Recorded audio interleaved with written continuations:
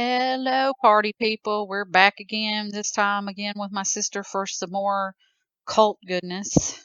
Woo! As if I needed more stress in the year of 2020.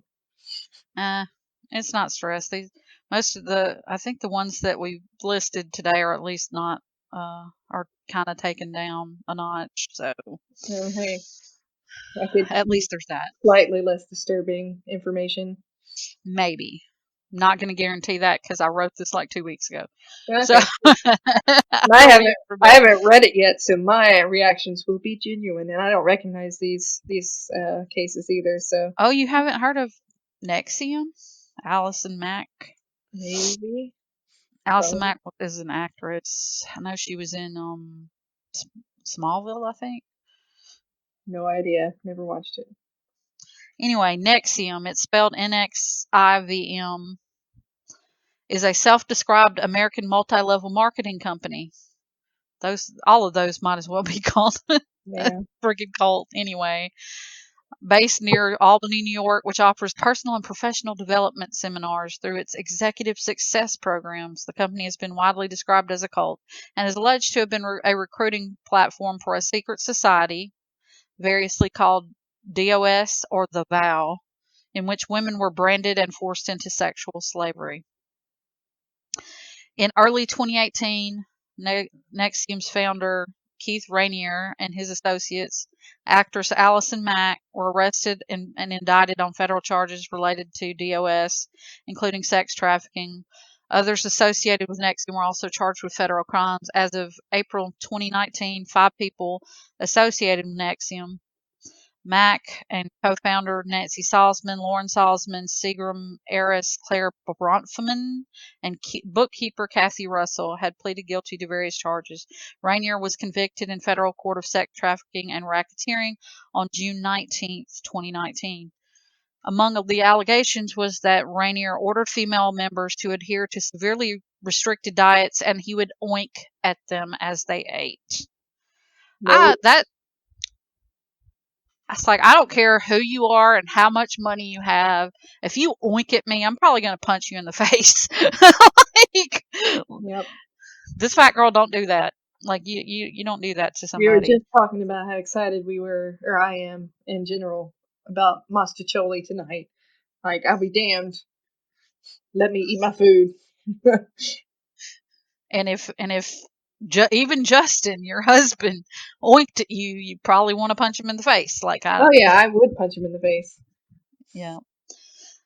Former high-ranking Nxivm member Lauren Salzman pleaded guilty to racketeering conspiracy. Alleged Rainier demanded members supply him with nude photos and other sensational materials that he could potentially use against them. So when you joined, they gathered stuff on, like to blackmail you with, so that if you tried to leave, they could Yeah, use you, which is fucking terrible. Like, as if most cults weren't bad enough, them blackmailing you on top of that. Like, that's fucking terrible. yeah, Salzman also reported described group sex and dungeon paddling as part of Nxivm's practices. No, thank you. yeah, It sounds like a good time if it was completely consensual, but probably not. yeah. Prosecutors claim Mack actively recruited new members to DOS, which she allegedly described as a women's group. Court documents allege that DOS is short for the Latin phrase Dominus Obsequious Sororium, which reportedly translate as master over the slave women. Hmm. That's a big nope for me. Yeah. Again, there's nothing over, kind of master and servant situations if it's consensual and there's rules in place. But this sounds like some sneaky ass crap. Yeah, they tricked them into lure them in with this like whole, you can be a successful woman type of thing, and we're going to teach you how, and you're going to have all this money and be happy and all this shit. And then they just fucking blackmail them and strip them and yeah. Yeah, yeah. According to a criminal affidavit, DOS members were allegedly stripped naked, branded on their pubic areas, in order to perform menial tasks and have sex with Rainier. Yeah. Mm-mm. No. And of course, I've seen pictures of him. He's not an attractive dude. I'm pretty sure he's just your average cult leader with a beard. Like, I mean, they kind of all of them start to blend together, don't they? Yeah. Like, except maybe Manson. That motherfucker just looks crazy. But Yeah. Again, crazy looking with a beard still. Like, yeah. yeah, I don't know if it's like once they get enough people, they stop caring about taking care of themselves because they're going to get what they want out of it anyway. It's like it takes all the, like, when you're pursuing people, you got to look nice, right? But eventually but just like you get married, you stop caring about your looks. That's like every cult member or cult leader is like, yeah, I don't care. I'm growing out a beard because I got my slave. Either that or they grow a beard and it infects their brain with some weird alien bacteria. This is a new conspiracy I got, you guys. Think on it. Yeah. I'm or kidding. or it helps hide their identity having a beard, maybe. Yeah. That might make I don't know. sense. Since everybody right now is all about some crazy nonsensical conspiracy theories, why not an alien bacteria that lives in their beards? Yeah. I mean, Right. we'll just throw that theory out there and see if it's some dumbass sticks with it. Rainier was just about 10 years old and enrolled in a Waldorf school when he learned a lesson in power dynamics that he'd later refine and employ at Nxivm. A classmate recalled sharing some compromising information about her sister with Rainier, which he immediately exploited. He, like, blackmailed a girl at his school. Like, when he was 10. Like, how... Like, that's some crazy shit. I mean, I wonder, obviously serial killers are more important to kind of profile because of the intensity of their crimes, but I wonder, like, cult leaders and things like that, like, do we have a better way to profile them yet? Like, so maybe this kid at 10 wasn't like killing animals in the backyard, but he was blackmailing kids. Like, do you get what I'm trying to say? Like, is there a better way to find, like, crazies, like, ahead of the game? Like, how do we find that when they're young? Like, pull your parents aside. I think your child is a narcissist that's going to one day be a powerful CEO. Like, yeah. And now I'm going to have to bleep that out probably because I've been trying to avoid, like, politics. God. Anyway, yeah. But I agree with that. I've been trying to keep that out of that. well, I'm not saying podcast. one way or the other. Because I'm sure that he obviously has some odd business things he's done in the past. Yeah. Oh, yeah, I agree. It was later reported that Isaac Asimov's Second Foundation, which contains a fair amount of mind games, was a huge inspiration for Nxivm's inner workings.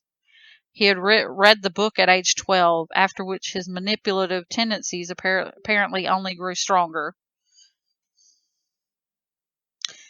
As early as 1984, Rainier manipulated a 15-year-old girl named Gina Melita into a sexual relationship when he was 24.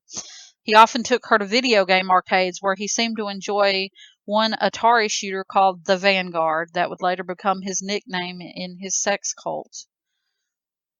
I just thought again, this that's is like... still weird shit that people should have noticed earlier on. Always hindsight's 2020.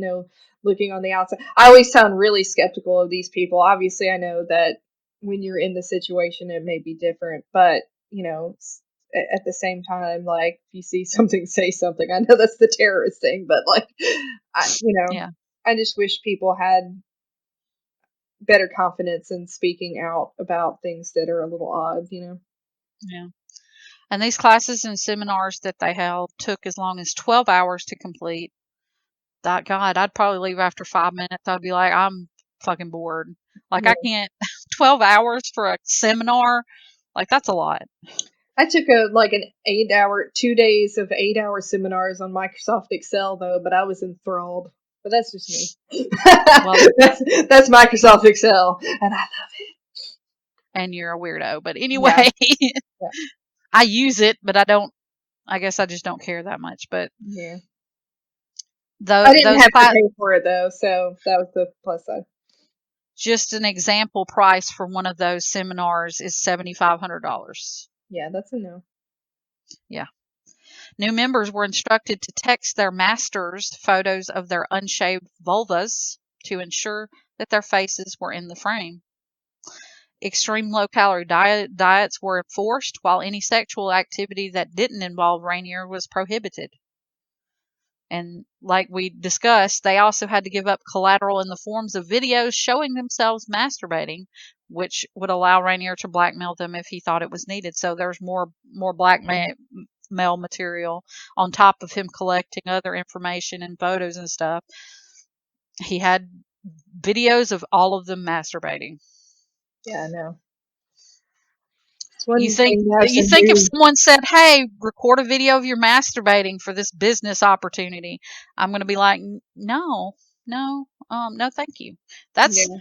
that's more than a red flag. That's a freaking red quilt, okay? Like I don't Yeah. know, like it's a bunch of red flags like sewn together.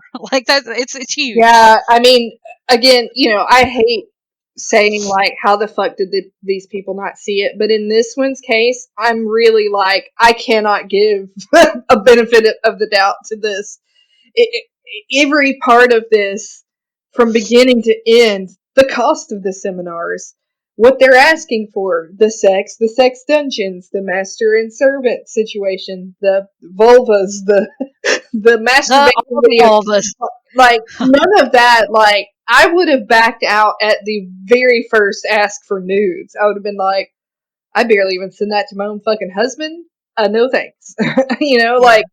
Um, I really just don't see how this one got as far as it did. I'm really wondering, like, does anything say how many people were affected or how many people came forward? Like, I'd be really interested to see like how big this got and how Oh, it and was why. huge. I don't have the numbers on that, but it was huge. I listened to an entire podcast. I forget what the damn name of it was, but you can just look up Nxivm and podcast, and there's a whole season of one of the podcasts about Nxivm, and they had a member that pretty much spilled the beans on everything. Yeah. Her and her husband were both in it. Oh Jesus. Um, yeah, and she goes into detail about the branding incident, and it's like horrifying because they did not they didn't really tell them ahead of time or anything. They just get them in a room and make them get naked and then put a damn brand near their vagina. Yeah. Like it's like, right above the pubic area. Like if you were going to get a tattoo or something, like it's basically Yeah. right inside your inner thigh, like where it kind of meets the groin area, like Yeah.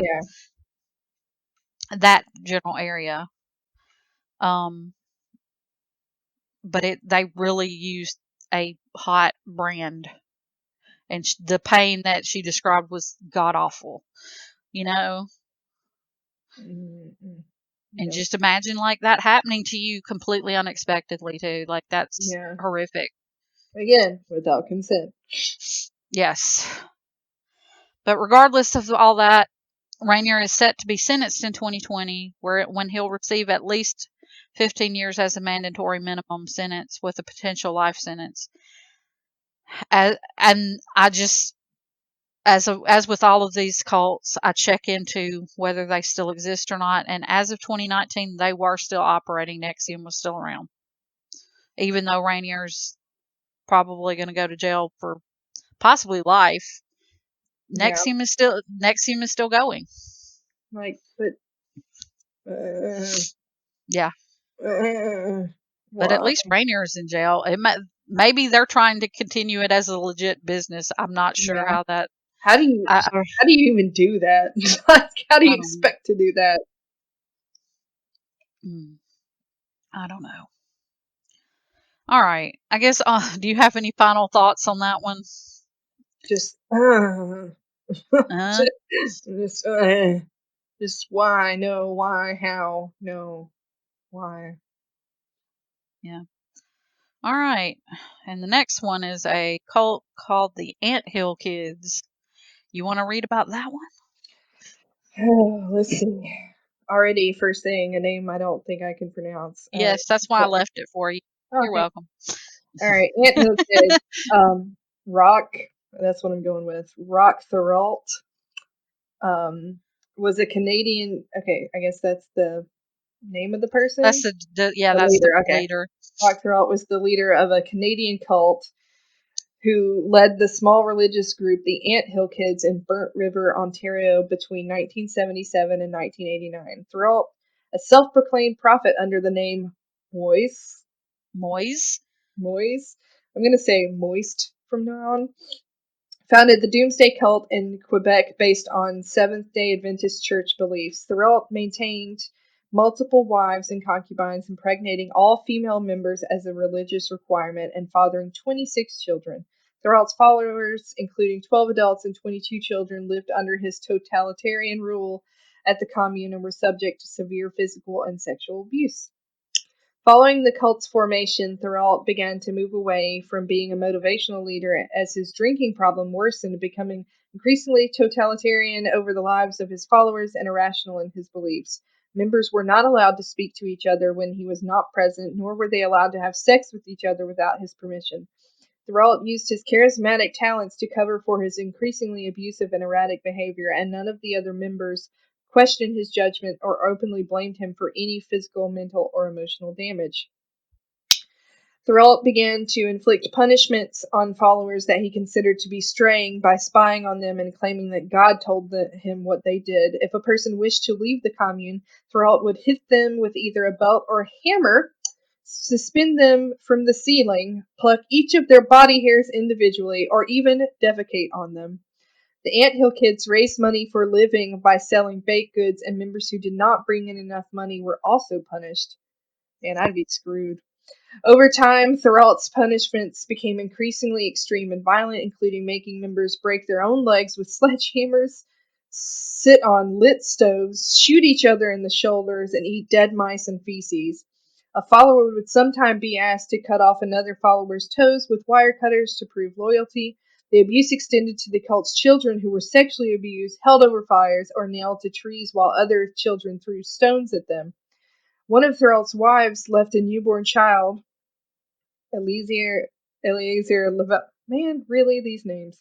Outside to die in freezing temperatures to keep it away from the abuse. Thuralt attempted to backtrack the original religious mission of the commune, beginning to strongly believe in purifying his followers and ridding them of their sins through abusive purification sessions where the members would be completely nude as he whipped and beat them. Throughout claimed to be a holy being and started performing unnecessary amateur surgical operations on sick members to demonstrate his healing powers. These surgeries included injecting a 94% ethanol solution into stomachs or performing circumcisions on the children and adults of the group. In 1987, social workers removed 17 of the children from the commune. However, Thuralt faced no repercussions for his abusive act. Jesus is Lord. This is a lot. You said this one was light. I lied. In 1989, when followers Solange Boillard complained of an upset stomach, Throat performed another amateur surgery without anesthesia. He laid her naked body on a table and punched her in the stomach, then forced a plastic tube into her rectum to perform a crude enema with the molasses and olive oil. He cut open her abdomen with a knife and ripped off part of her intestines with his bare hands.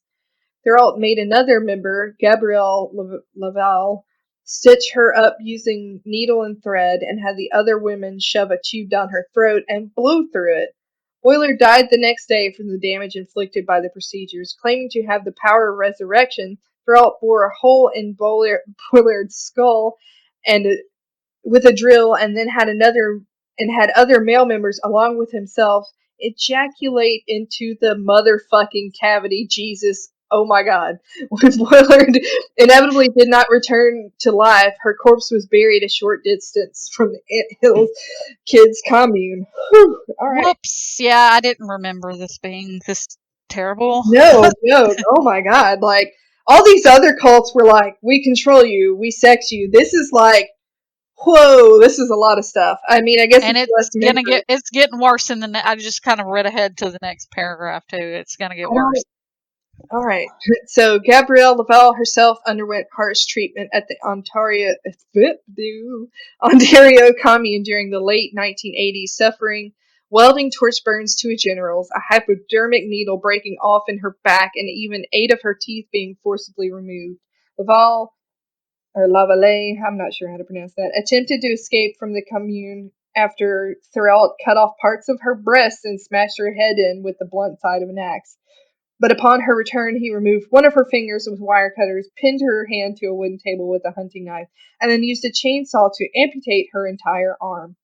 This is a horror. This just needs to be a horror movie because that's some of the most fucked up shit I've ever heard. Yeah, You know, like this, like okay, so some of this stuff to me sounds like something one serial killer does over time to different people. This doesn't sound like something 20 something 30 something fucking people live through.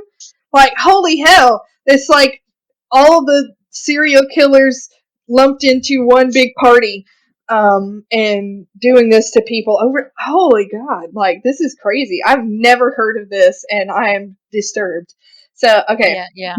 So in 1989, Thuralt was arrested for assault after Gabrielle Lavelle had fled the commune again and contacted authorities, effectively How did she dissolving. live through all of that shit? We just read about that.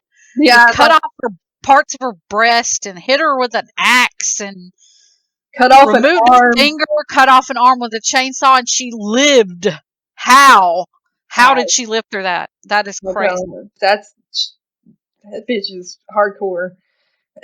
So, Mm-hmm. provincial authorities had long held suspicions against Thuralt's cult due to the particularly primitive living conditions of its membership, but because the because the commune was officially registered as a church, officials were legally unable to investigate the adults and could not do much except ensure the welfare of the children.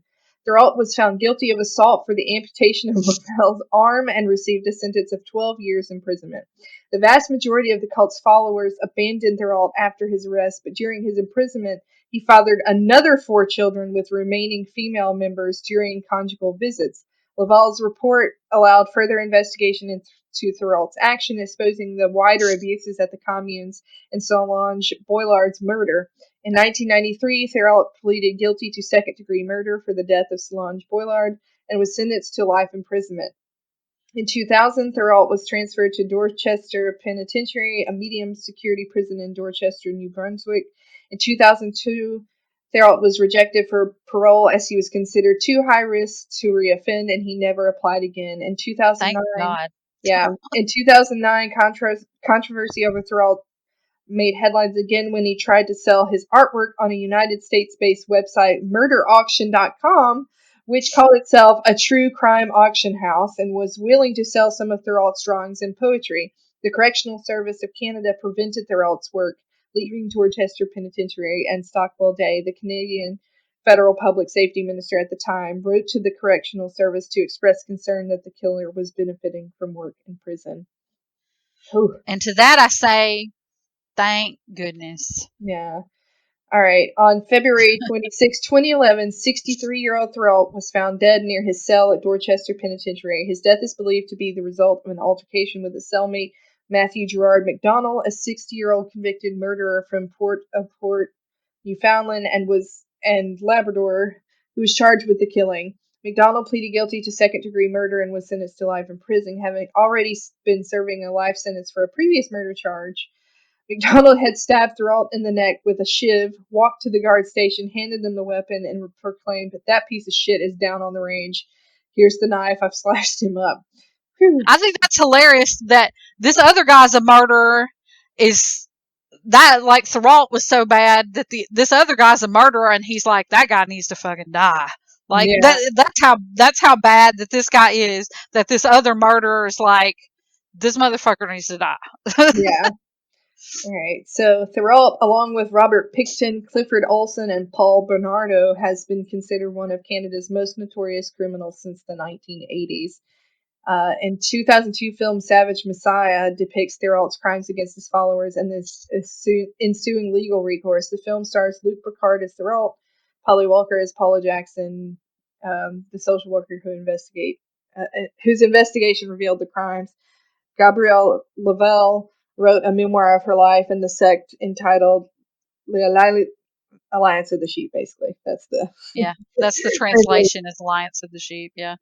And I tried to find out if there were any current members still out there, but believing in this crap, but I couldn't find any information. So I guess their current status is kind of unknown at Yeah, this point. We'll assume that they're gone and that they were probably the people that lived through it probably just wanted to get the fuck away out of there, you yeah. know? Well, how So did he still convince four bitches to come up there and have sex with them on conjugal visits? Like, that's one I thing don't over and know. everything. Like, they finally get out of this, but yet they still, like, I don't know. This one, I don't know. I might have to retract my statement to the last one. I think this one is one I would have been like, hell no. Like, that's a lot of, like, that's not abuse. Like, that's something else entirely. I don't even know how to describe that. That's literally like murdering Torture? people Yeah, I without mean, it's, murder. With yeah. a little murder mixed in. I don't know. Or murdering them very slowly, Yeah, kind of, because the punishments would get more and more extreme as they went on. yeah, So it was basically just murdering them slowly. yeah. And Like, I'm pretty certain that he probably would have ended up killing more had he still been allowed to run his cult, you know? yeah, I mean, like, that was a, like, how did, like you said, that one woman alone, how did she fucking live? But how did these other people live? Like, holy crap, that's a lot of crap happening. You know, like, I don't understand. Yeah. It's, I don't either. it's a lot.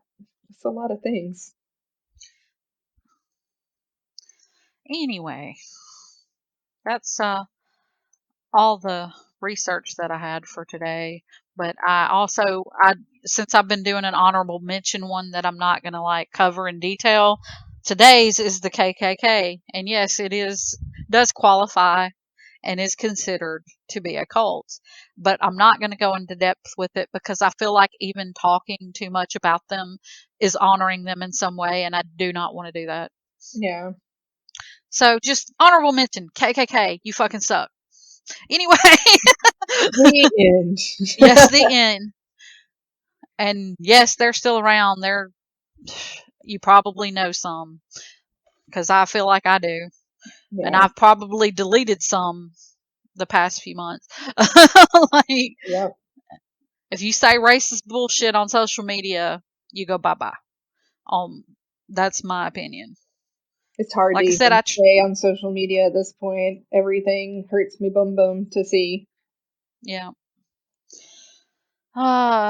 Do we have a? I don't have a shout out podcast. I'm gonna just shout out Radio Bona. Rent. Oh. Oh well, yeah.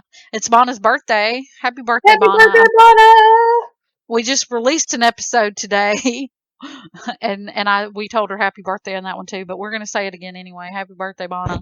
Yay. Um, and radio, I'm gonna say a shout out to Radio Rental again because they just came out with a new season and it's fucking amazing.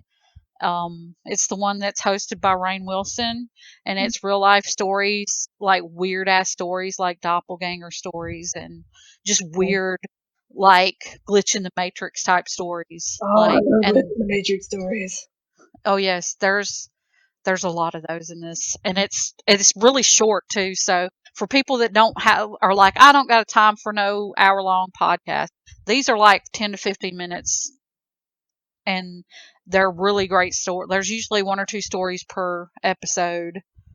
And my favorite, if you want to just try it out, look up the episode about the doppelgangers. I think doppelgangers is it should be in the show description or whatever, or title. Look that one up. It is an amazing story, and will blow your fucking mind how weird it is. Like it's crazy. Yeah. Well, I probably have doppelgangers, right? Yeah. No, or demons or whatever we decided. But yeah, I know.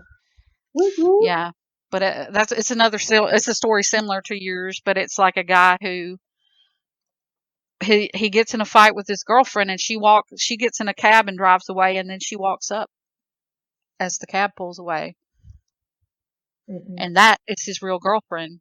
And then they even look up, like, they even get like security footage, and whoever this is looks exactly like her, but she swears it is not her. I think I've read about that one because I go into like rabbit holes of like look at this list of things and then look at that list of things. Yeah. So I feel like I've already read that one, or maybe we've even talked But about it. they really truly like investigated that shit because they wanted to know like the explanation, like Yeah, what really happened. And the girlfriend at first thought he was cheating, yeah, like he was cheating with somebody, but it was a lookalike or her somehow, but they still haven't figured that part out. But yeah. anyway, but That's cool. it's a really interesting story, and that show is just good in general. It's like the concept of the whole thing is that Rainn Wilson plays a character, um, Terry Carnation, who runs a video rental store, and he pops in a VHS tape of the story every episode. He introduces them and then pops in the VHS, and then it's the audio of the person telling the story. Yeah, Um, and so it's just a really interesting concept in general, and I absolutely love it. And I need more episodes. There are not enough episodes yeah, because they're short, and I want more. So I'm like, please put out more episodes.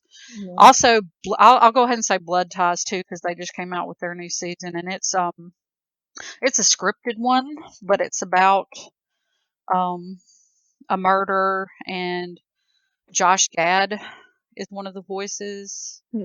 of it. So it's like a voice acted, right, like, right, it's almost like an old timey radio play, but Hmm. it's really good. So I'll also recommend that one because the new season of it just came out. Yeah. Anyway, Hmm. I guess that's it for today, and so Later, thanks bye. thanks for coming on the show. I'll have some more cults for you next time, Yeah, probably I in a few don't know if more I can weeks. handle it. This one got me scarred. Yeah, well, maybe I could try to find some lighter ones next time, but really and truly, most of them are not light because, Yeah, let's face it, they're just shit. And most of them are sexual related. It's yeah, hard to find any that don't have like a sexual aspect to it, and that's really says a lot about the world. Anyway, yeah. all right, well, talk to you later. Talk hard, yada, yada, yada. Bye, everybody. Later.